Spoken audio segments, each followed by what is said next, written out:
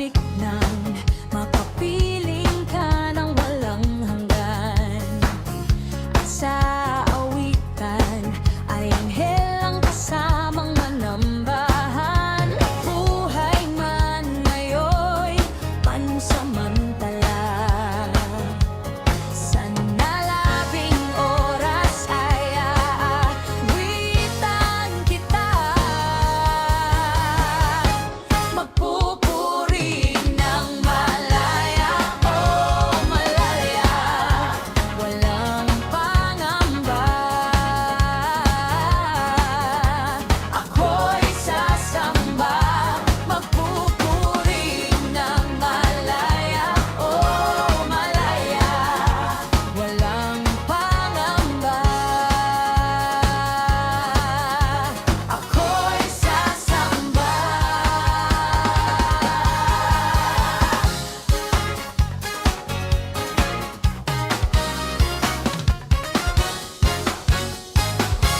Nasasabik ng makapiling ka ng walang hanggan. At sa awitan ay anghel ang kasamang manambahan. Buhay man ngayon'y pansamantala, sa nalabing oras ay aawitan kita.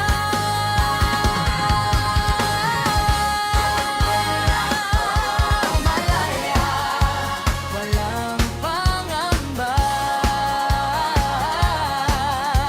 Ako'y sasamba, magpupuri ng malaya, oh malaya, walang pangamba. Ako'y sasamba, magpupuri ng malaya, oh malaya, walang pangamba. Ako'y sasamba, magpupuri ng malaya, oh malaya, oh walang pangamba. Ako'y sasamba, magpupuri ng malaya, oh malaya, walang pangamba.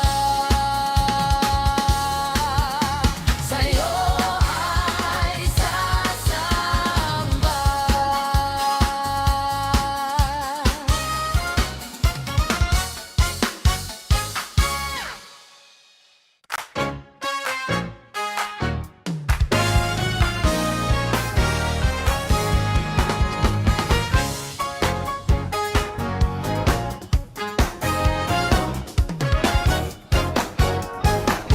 Nasasabik ng makapiling ka ng walang hanggan. At sa awitan ay anghel ang kasamang manambahan.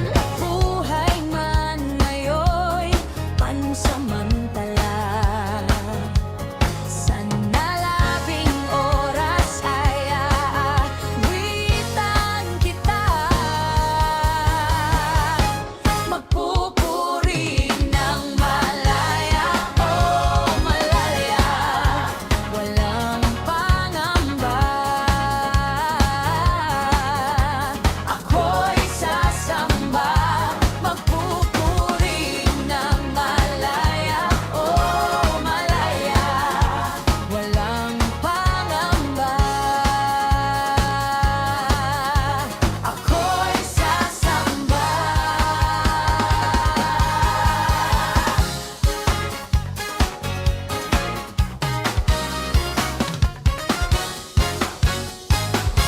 Nasasabik ng makapiling ka ng walang hanggan. At sa awitan ay anghel ang kasamang manambahan. Buhay man ngayon. I was really in struggle. And because of those struggles in the family, in the church, or in myself, I was already planning to resign of becoming a pastor. Sabi ko, hindi ko na kaya ito. Hindi ko na matatanggap yung ganitong buhay. Even pastors experience church hurt. On December of 2017, ako'y na-aksidente sa motor. Hindi ako makakalakad na unless ako ay lalagyan ng bakal.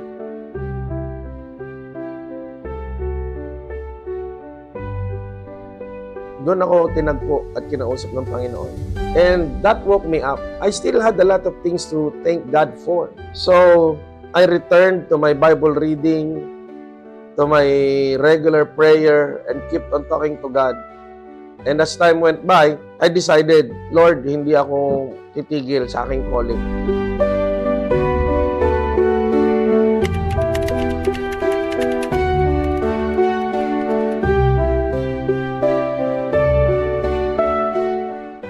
Hello, good day. My name is Pastor Ron Alan Q. Recto. I am the current senior pastor of Powerhouse Christian Fellowship. And I am here to give a little testimony about my story 3 years ago. December of 2017, actually the whole year of 2017, I was on parlo. Ano yung parlo? Yung parang sabbatical leave. Kasi noong 2017, I was already planning to resign of becoming a pastor. Medyo maraming bagay ang nangyayari ng mga panahon na yon. Medyo meron tayong mga struggles na nararanasan. May mga naranasan din tayong madalas kong marinig gusto ngayon, church hurt, no? Even pastors experience church hurt. So, may mga ganon din bagay. And on my mind, I'm not saying na walang mali sa aking buhay. But during those times, I know na I have surrendered my life to the Lord in service also for people. But yet, kapag talaga pala minsan nagkakaroon ka ng mga failures in life, totoo minsan yung kasabihan na sa 10 bagay na yung ginawa, yung 9 na mabuting ginawa mo ay pwedeng makalimutan dahil sa isang pagkakamali. Well, I'm not defending kung ano man yung aking mga naging kakulangan. But during those times, I was really in struggle. And because of those struggles, in the family, in the church, or in myself,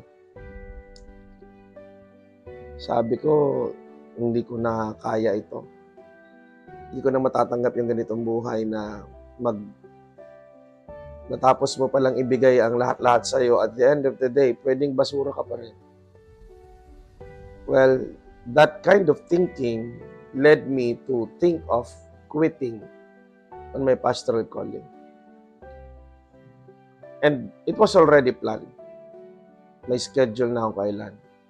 Pero bago dumating ang schedule, on December of 2017, ako'y na-aksidente sa motor. At ang nangyari doon ay nadurog yung aking buto below my knee. No? Sa medyo ibaba ng aking to, durog. Ang sabi nila, hindi ako makakalakad na unless ako ay lalagyan ng bakal. And the operation would cost more than 200,000 pesos. And during those times, wala akong hawak na 200. We need to raise up 200,000. So ngayon, ang nangyari, kinailangan lang muna akong lagyan ng fixator habang nag-iipon ng pera. At habang ako'y nag-iipon ng fundings, wala akong magawa kundi nandun lamang ako sa bahay, nakahiga at puro bakal ang aking paa at hindi pwedeng gumalaw masyado. Kasi baka mawala sa alignment. So wala akong magawa kung hindi nakaupo, nakahiga sa sofa every day, for almost a month. And during those times, I was still talking and asking God about the things na nangyayari sa aking buhay. Sa mga bagay na yon, doon ako tinagpo at kinausap ng Panginoon. Isang beses, there was a very powerful time. Hindi kasi ako makapag-CR. No? Meron lang akong improvised toilet na naandun sa sala. And it was very difficult, no? Very inconvenient. So, nung mga nakakailang araw, linggo na ako, nag-try ako gumamit ng CR, although it was very painful para sa akin gumalaw. Sinikap ko makapag-CR. At nung ako ay nakapag-CR sa toilet talaga, no? It was successful sa akin, napaiyak ako. Sabi ko, Panginoon, maraming salamat. Nakapag-CR ako sa toilet. No, dito ko nagawa yung pag-iisa nga yung sarili. But, doon din ako tinagpo ng Panginoon dahil naiyak ako sa pasasalamat. At ang sabi ng Panginoon is that, tingnan mo anak, makapag-CR lang ngayon ay sobra-sobra ang iyong pasasalamat sa buhay. Nagpasalamat ka ng sobra, napaiyak ka pa sa pasasalamat sa iyong panalangin dahil lamang sa pag-CR. At anak, ang daming meron ka sa buhay na dapat mong ipagpasalamat. Kaya lang, mas nakapag-focus ka doon sa mga bagay na hinahanap mo wala or pangit. Pero meron ding magaganda. Hindi lahat pangit. Ngunit napafocus ka doon sa mga bagay na parang para sa'yo ay hindi ka aya-aya. And that woke me up. I still had a lot of things to thank God for. So, I returned to my Bible reading, to my regular prayer, and kept on talking to God. And as time went by, I decided, Lord, hindi ako titigil sa aking calling. I will finish this race sa aking buhay na ginagawa. And then one night, I was reading back again in the book of Ezekiel. I came across doon sa Valley of the Dry Bones, kung saan inutusan ng Panginoon si Ezekiel na mag-prophesy doon sa mga kalansay, tuyong kalansay, hanggang nabuhay ulit and they became a vast army. And I came to realize, sabi ko, Lord, yung buto ko, durog lang, pero ako buhay pa. Yung kay Ezekiel, tuyong buto na, kalansay na, pero nabigyan mo ng pag-asa. Ibig sabihin ako man ay may pag-asa. Kaya ginawa ko yung ginawa ni Ezekiel. I prophesied to my bones. Every night I'm praying. Nililay hands ko. Aking mga buto sa ngalan ni Kristo Jesus, inutusan kitang mabuo. Ang sabi kasi ng mga doktor, hindi na nag-aabot yung buto sa baba, sa itaas, kailangan lagyan ng bakal na magko-connect para ako makalakad. At ang sabi, pagkatapos ako malagyan ng buto, I need to undergo around 6 months of training or therapy para ako ay makalakad. So ngayon, to make the long story short, every night of praying, sinasabi ko sa aking buto na siya ay mabuo. Sabi nga nung isang pastor na dumalaw sa akin, Pastor, magkano bang kailangan mo sa iyong operation? Sabi ko, more than 200,000. Sabi niya, let's pray na magbigay si Lord ng 200,000. Sabi ko, no.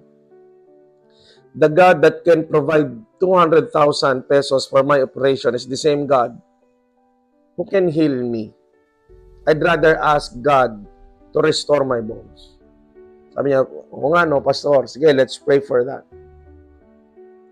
And then, nung aking schedule na for CT scan para i-mapping yung aking operation, sabi ng doktor, nung nakita niya yung result ng CT scan, sabi niya, magpa-x-ray ka pa nga ulit. And then, sabi ko, Dok, di ba mas maganda yung CT scan? Ayan yung result. Ba't kailangan pa magpa-x-ray pa? Sabi niya, just do it. So, wala akong nagawa. Sumunod naman ako sa doktor. At yung aking uncle na sumama sa akin, pumasok siya doon sa clinic nung lumabas yung result. Paglabas niya, nakahawak siya sa kanyang mata. Nakikita ko na siya ay parang umiiyak. At nagsenyas lang sa akin siya ng mataas na thumbs up. Nung nakita ko yun, medyo kinabahan na ako. I think I was ready na parang ito na yun, na-prepare yung heart ko na parang ito na yung pinagpe-pray ko. Sabi sa akin nung aking uncle, Tong, answered prayer ka. Yung doktor man ay nagtataka bakit nabuo yung buto mo kasi medyo masyadong malayo at durug-durug talaga. And the Lord restored my bones. Yung sinasabi na pag may bakal, after 6 months, ako ay tatayo at saka maglalakad. I did it in 2 months. Less than 2 months. Walang bakal. Walang operasyon. Why? Because whatever is broken in our lives, gawa man natin or gawa man ng ating mga naging sitwasyon, if we can fully surrender it to God, God is able to restore whatever is broken, whatever is shattered in our lives. Kaya yun, hindi lamang po nabuo yung aking buto, ako po ay nakatayo, ako po ay nakalakad. Ngayon, nagsisikap pa rin na lumapit at maglingkod sa ating Panginoon. Sana po ay meron tayong natutunan na kaunting aral through that story. God is able. God is able to restore whatever is broken. God bless you po.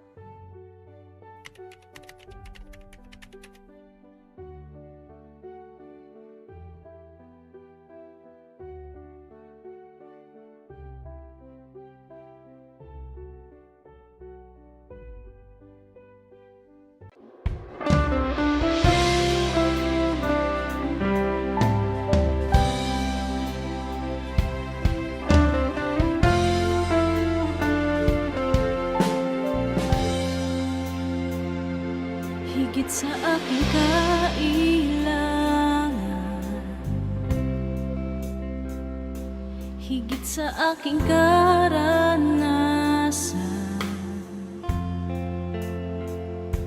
higit sa aking isipin ay kaya mong gawin, higit sa aking kalakasan.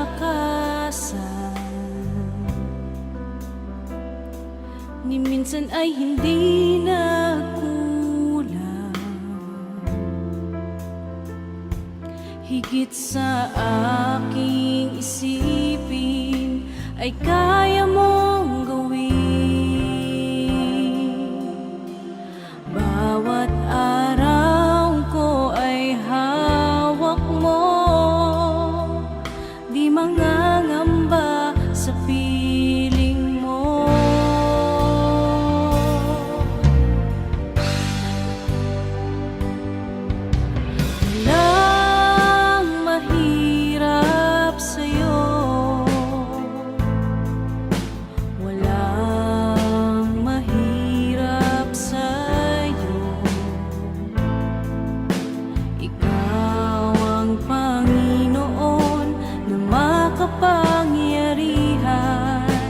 Walang mahirap sa'yo.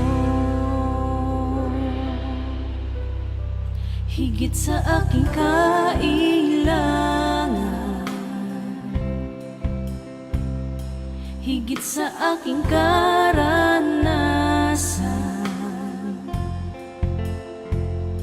higit sa aking isipin ay kaya mong gawin, higit sa aking kalakasan. Ni minsan ay hindi nagkulang, higit sa aking isipin ay kaya mong gawin.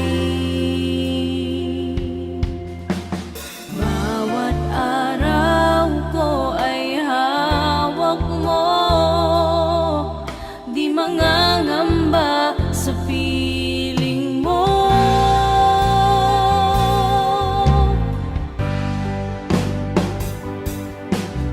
Walang mahirap sa'yo, walang mahirap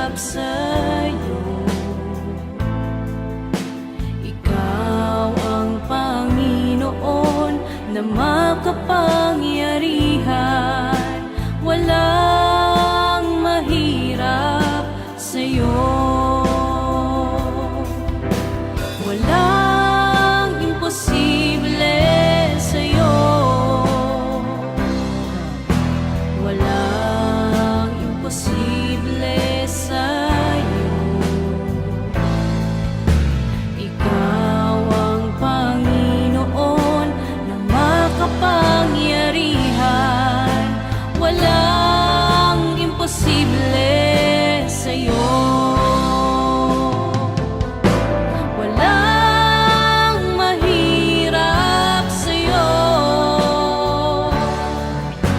Walang mahirap sa'yo.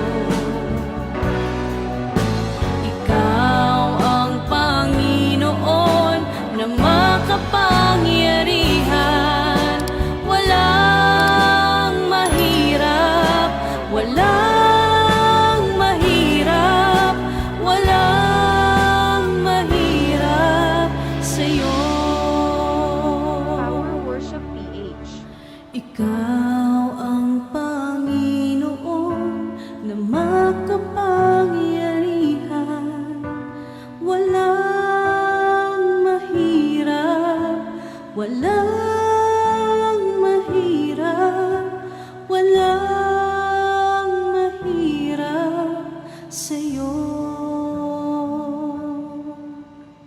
Magandang gabi po sa bawat isa at welcome po ulit sa ating midweek service. No? So, magandang gabi kung gabi sa inyo, kung araw mo napapanood ito, magandang umaga, magandang tanghali, magandang hapon.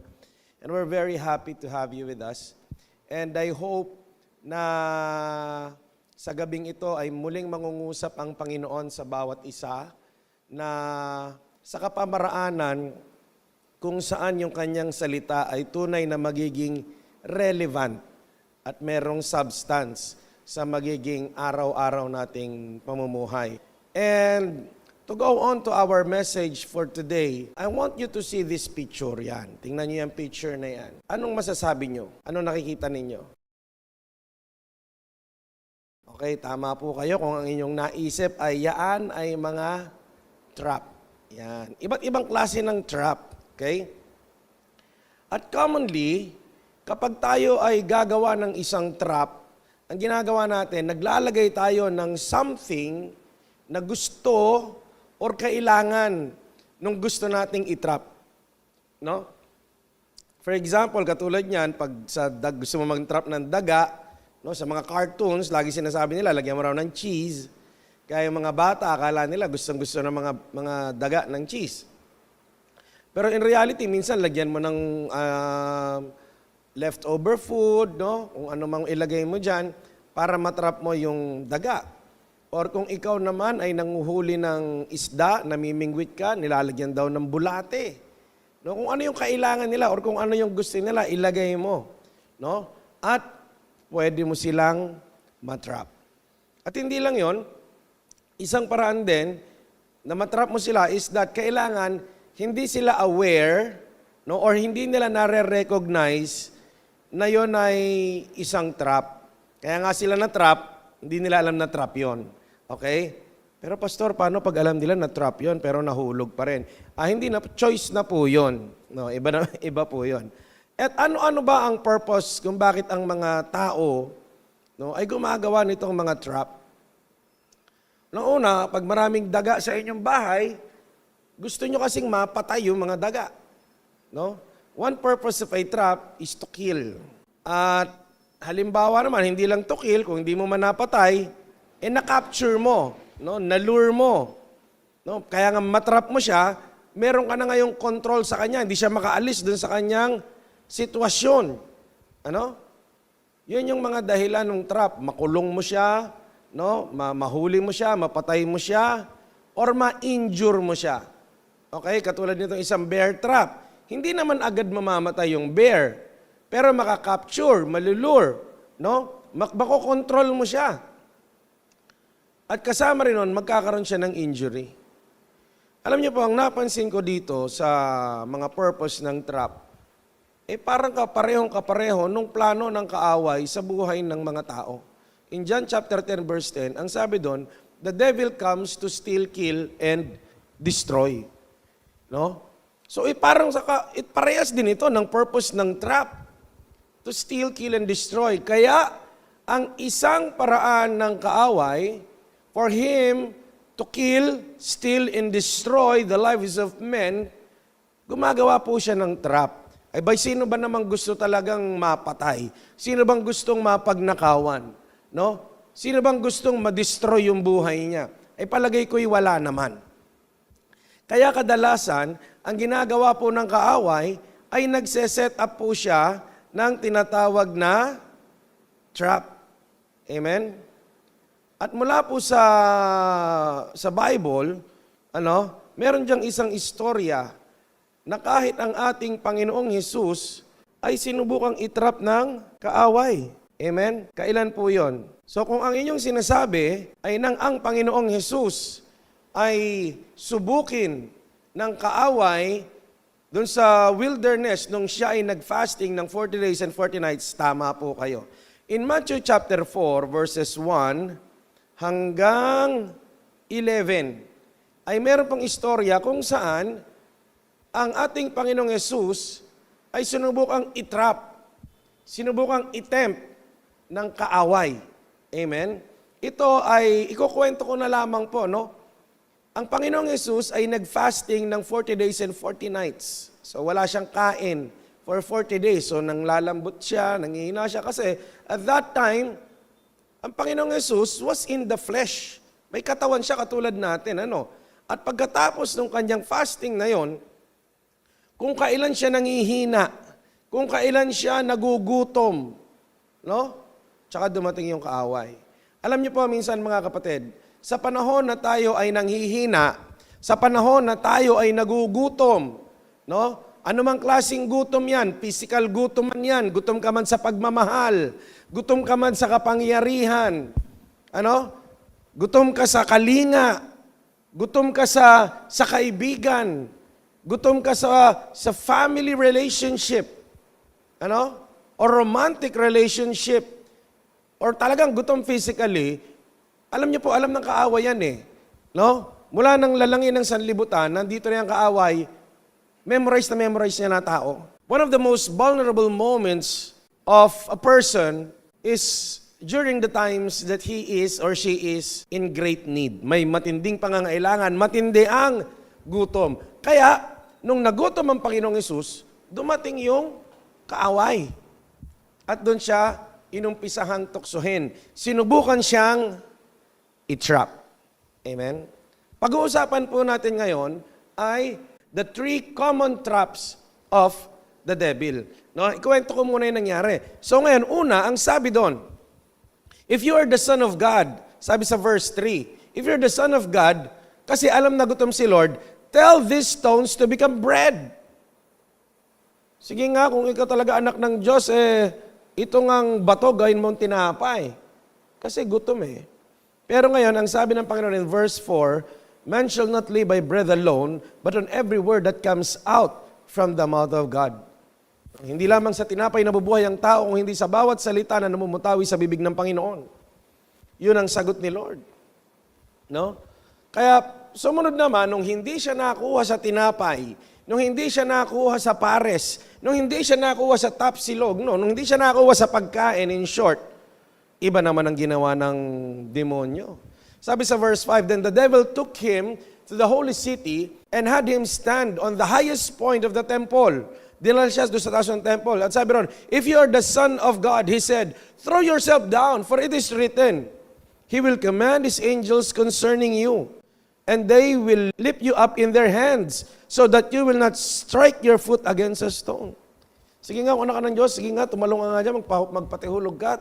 Tingnan natin, kasi di ba sabi, nakasulat sa Bible, iingatan ka ng Panginoon, magtatalaga siya ng mga anghel para ingatan ka. No? Sumagot ulit ang Panginoong Hesus, it is also written, do not put the Lord your God to the test. Buti, no? Ang ginamit ng kaaway, word of God, ang sagot ng Panginoong Hesus, word of God. Kaya hindi po lahat ng gumagamit ng word of God will be coming from God. Kasi ito, demonyo, pero ang gamit, Word of God. Trap din po yan minsan. Amen. No. Pangatlo, verse 8, sabi rito, again, the devil took him in a very high mountain and showed him all the kingdoms of the world and their splendor. At ito sabi ng kaaway, all this I will give you, he said, if you will bow down and worship me. Jesus said to him, away from me, Satan, for it is written, worship the Lord your God and serve him only. Then the devil left him, and the angels came and attended him. Amen. The three common traps of the devil. The number one is the traps on our needs. Doon sa una kasi, alam ng kaaway na gutom ang Panginoong Yesus. At alam din ng kaaway, tapos naman na yung fasting mo. Gutom na gutom ka. Sige nga, ito nga tinapay ay gawin mong bato. So isa sa common traps ng kaaway, kapag meron tayong mga matinding pangangailangan, pwede niya itong gamitin. Amen? Matinding pangangailangan, mga needs, or even mga wants. Hindi naman po masama ang tinapay. Hindi po masama ang pagkain. No? Hindi po masama yung mga bagay na yan, yung ating mga pangangailangan sa buhay. Totoo po yan. Pero tingnan natin yung sagot ng Panginoon. Ang sagot ng Panginoon, men shall not live by bread alone, but with every word that proceeded out from the mouth of God. Ngayon, ito you will recognize, the purpose of this message is for us to recognize kung ang mga bagay na ito ay nagiging trap na. Kasi yung needs, kailangan yan, hindi natin maalis yan. Kailangan mong kumain, kailangan mo ng pera, kailangan mo ng tubig, kailangan mo ng damit, kailangan mo ng bahay. Alam ng Panginoon yan. Kaya lang, how are we to recognize when all of these things that we need are being used by the devil to trap us? Ano natin malalaman? Kapag yun na lang ang iyong need. Ang kahalagahan ng pangangailangan na ito, kung gaano kahalaga ang pagkain, kung gaano kahalaga ang tubig at tahanan, sabi nga, men shall not live by bread alone, but dapat kasama rin ang Word of God. Kapag puro ka na lang tinapay, kapag puro ka na lang pangangailangan, yung mga needs na yan, pero parang hindi mo na masyadong kailangan ang salita ng Diyos sa iyong buhay, trap na yan, mga kapatid. Kapag parang mas kailangan mo na ang trabaho kaysa sa salita ng Diyos, kapag mas kailangan mo na ang pera kaysa sa pag-attend ng church, kapag mas kailangan mo na ang iyong boss kaysa sa iyong pastor or sa iyong cell leader, dapat ang sabi, parehas mong kailangan. Hindi po pwedeng mas mahalaga lamang yung isa at binabaliwala na yung isa. Kapag nababaliwala mo na, kapatid, ang salita ng Diyos, ang mga bagay na spiritual things in exchange for your needs, yung mga needs na yan na hinahabol mo, is napakataas ang probability, trap na ng kaaway para sa iyo. Amen? Pangalawa, the trap on proving yourself. Okay? Or pwede na rin nating masabing the trap on pride. Kasi dito, sinabi ng kaaway, sige nga, kung ikaw anak ng Diyos, sige nga, tumalong ka nga dyan. Kasi, di ba, sabi ililigtas ka naman ng Panginoon. There is nothing wrong on being right. Tama naman yung demonyo ron Talaga namang iniingatan tayo ng Panginoon. At walang masama na mapatunayan na iniingatan tayo ng Panginoon. Maganda nga yun ay mapatunayan. Ngayon, bakit ito naging trap? Bakit ito naging kasalanan? Unang-una, kasi demonyo yung nag-utos. Amen? No, sige nga, patunayan mo nga. May napatunayan ka nga, kaya lang, Diyos naman ang may utos. Kasalanan din. Amen? Ano ang dahilan bakit ka merong gustong mapatunayan? That's the question Bakit mo gustong may mapatunayan? Okay, tama ka nga, yes, may napatunayan ka. Sometimes, we need to assess ourselves. Ba't ako may gustong mapatunayan? Kasi posibleng tama ka Alam niya, minsan nga, meron ako narinig na quote, if you are to choose on being right and being kind, what are you going to choose? Sometimes being kind is more important than being right. No? Depende sa panahon talaga yan eh. No? Kailangan talaga rin kasi, mabait kasi minsan, mapatunayan mo lang tama ka, minsan kahit makatapa ka na ng ibang tao. Amen? Minsan mapatunayan mo lang na magaling ka, na tama ka, kahit may masakripisyo ng buhay ng ibang tao. Amen? Alam mo yun, pride na lang po yun eh. In this story, ito pati yun eh, it was a dare coming from the devil. Amen? Saliksikin natin ang mga puso natin. Bakit ko ba minsan merong gustong mapatunayan? Tanungin mo sarili mo, bakit mo gustong may mapatunayan? Alam niyo po, sa puntong ito, parang ganito yung naging pagbagsak ni Eva. Amen? No? Kasi bakit unang-una nakipag-usap pa siya sa kaaway, sa demonyo? Parang ganito negotiation with the devil, mahirap manalo dyan. Unless ikaw si Jesus Christ. Kasi Jesus Christ, panalo eh. Tayong tao, ang pinakamagandang gawin kapag tinatry tayong kausapin ng kaaway, umalis na lang. Kasi katulad din ito, sabi nga ng demonyo, word of God ginamit niya eh, di ba? Sabi niya, tumalong ka nga dyan kasi ang sabi sa Bible, iingatan ka eh. Ganun na ganun yung ginawa ng demonyo kay Eva eh, sabi, uy Eva, totoo ba yung sinabi ng Lord? Bawal niya raw kainin yung mga prutas dito? Totoo naman na sinabi ni Lord na merong bawal pero hindi lahat. Ang ginawa ng demonyo, nag-open lang siya ng conversation. Nag-open lang siya ng dialogue. No? At pag kumagat ka, it's a trap. Amen? Ang pinakamaganda na kapag may nagbubukas ng ganyang pintuan, wag na lang kausapin ng kaaway. Sumagot pa si Eva, sabi niya, hindi naman ganon. Ano? Ito lang ang bawal. Kasi ganito daw, mamamatay daw kami. Ay, hindi ka naman Nagkaroon na ng conversation that eventually natrap si Eva, na-deceive si Eva. Amen? Sometimes, alam mo yung meron tayong gusto mapapatunay na alam natin, amen? Kaya natin. Ngayon ang tanong ay bakit? Saliksikin po natin. Kung minsan ang motibo ay mga bagay na hindi na ninanais ng Panginoon. Lalong-lalo na, halimbawa, pride ang dahilan. Trap po yan sa kaaway. Amen? Trap po yan ang kaaway. Number 3, the trap on money and power. Yung pangatlong ginamit ng demonyo na trap sa Panginoong Hesus, dinala siya sa taluktok ng bundok, pinakita ang kingdoms. It represents power. Sabi, and all its splendor, yung yaman nito. At ang sabi, maglingkod ka na lang sa akin ka na lang yung muko, bibigay ko sa iyo yan. Ano? Masama po ba ang pera? Masama po ba ang kapangyarihan? Hindi po masama ang pera at ang kapangyarihan. No? But it becomes wrong when having power and having money means having the yoke of Satan over our lives. Magkaroon ka lang ng kapangyarihan, magkaroon ka ng pera, ang nasusunod na sa iyong buhay yung kaaway.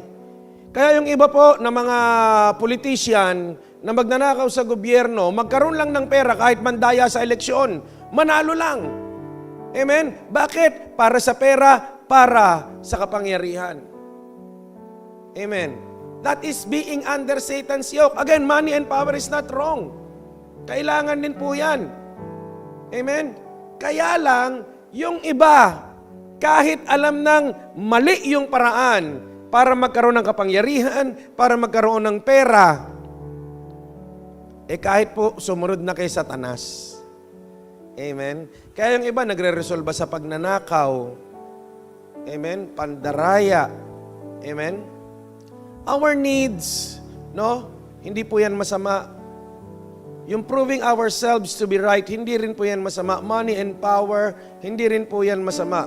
But all of these things becomes wrong and becomes a trap of the devil when they become more important than God and more important than the things that God wants us to do. Amen? Kapag napagpapalit na po yung prinsipyo ng Diyos na nais niyang lakaran natin, kapalit ng mga bagay na to, then it is a trap from the devil. Kapag nawawalan ka na ng time for the Bible, prayer, kapag nasisira na yung prinsipyo ng buhay na nais ng Panginoon kung paano tayo dapat lumakad, yung ating moralidad na dapat sinusunod according to the Bible, magkaroon lang ng mga ito. Amen? Halimbawa ganito, kapag ikaw puro ka na trabaho pero wala kang time kay God, pag hindi ka na makapag-church, hindi ka na makapag-cell group, dahil sa trabaho. Yung iba sasabihin, Pastor, may pasok ko kasi ako ng Sunday. Bakit? Sunday lang ba pwedeng mag-church? Amen. Katulad nito, midweek. O ito pa nga, online. Baka kahit online na lang, mas pinili mo pang mag-Netflix kaysa manood ng mga online services. Again, kasabihan na nga nating mga Pilipino, kapag gusto talaga, may paraan. Kapag gustong-gusto natin, may paraan. Amen? Kaya yung ibang churches, nag-open na sila ng Sunday service ng Monday, ng Sunday service ng Wednesday, Thursday. Oh, joke lang yon ha? Pero may service talaga ng mga araw. Meron Thursday service, Wednesday service, Friday service, para tayo magkaroon pa rin ng panahon kay Lord. Amen? Baka naman sa pagod mo sa trabaho, talagang wala ng time for prayer. Wala nang time for family kasi utos ng Panginoon din yun. For us to have proper time with our family, to love our families. Kapag lahat ng yan ay nasasakripisyo na, makuha mo lang yung need, yung wants, makuha mo lang yung pride, makuha mo lang yung power and money, pag nasasakripisyo na yung mga bagay na nais ng Diyos, maging ang Diyos mismo, then it is a trap from the devil. So now, my friends, at this moment of time, I want you to sit down. Are your needs becoming now a hindrance for you na mas makalapit sa Panginoon? Is your pride, no, or yung gusto mong mapatunayan sa buhay, or yung iyong power, or yung iyong money, yan po ba ay nagiging hadlang na sa iyong relasyon sa Panginoon? Are these things bringing you farther and farther away from God? If the answer is yes, and then there is a very high, around 99% chance that these are traps coming from the devil. Ngayon kapatid, nasa sa iyo lamang ang desisyon kung ano ang magiging mas mahalaga sa iyo. Kung ang mga bagay na yan o ang paglapit mo sa Panginoon. Let us pray. Heavenly Father, we pray, Lord God, for every person hearing this message. I pray, Lord God, give them the discernment, Lord God, upang makita at malinawan ang mga bagay na nagaganap sa aming mga buhay. Kung ito ba ay nagiging patibong na ng kaaway para kami po ay mailayo sa iyo. Dalangin ko, Panginoon, tulungan mo ang bawat isa to recognize, Lord, if these things are bringing us farther and farther away from you. And if so, Lord, Father, we pray for forgiveness. Forgive us, Lord God. At tulungan mo kami magkaroon ng lakas ng pananampalataya, Panginoon, na magbago ng daan ng aming buhay. Na kung kinakailangan iwanan ng mga bagay na ito, Lord, give us the faith, the courage, and the strength to do these things. And I also pray, O God, for all those people na kailangan gawin ng mga bagay na ito, Panginoon, na Lord, hayaan mo na panghawakan naman nila ang iyong salita na nagsasabi na kung ikaw ang aming uunahin sa aming mga buhay, ang lahat ng aming mga pangangailangan ay iyong ipagkakaloob. Maraming salamat po, Lord God, sa iyong mga salita at sa mga paalalang ito. Patuloy na ikaw ay maitaas, mapapurihan, maparangalan sa buhay po naming lahat. Maraming salamat po, Lord. This is what we pray in Jesus' name. Amen. Maraming salamat po. God bless you all. At sana magkita-kita pa ulit tayo. No, every Sunday, meron pa rin tayong Facebook Live Sunday Service. Magkita-kita po tayo doon. Again, this is your Pastor Alan. Nagsasabing kaya mo yan, kapatid. At mabuhay po ang Pilipinas.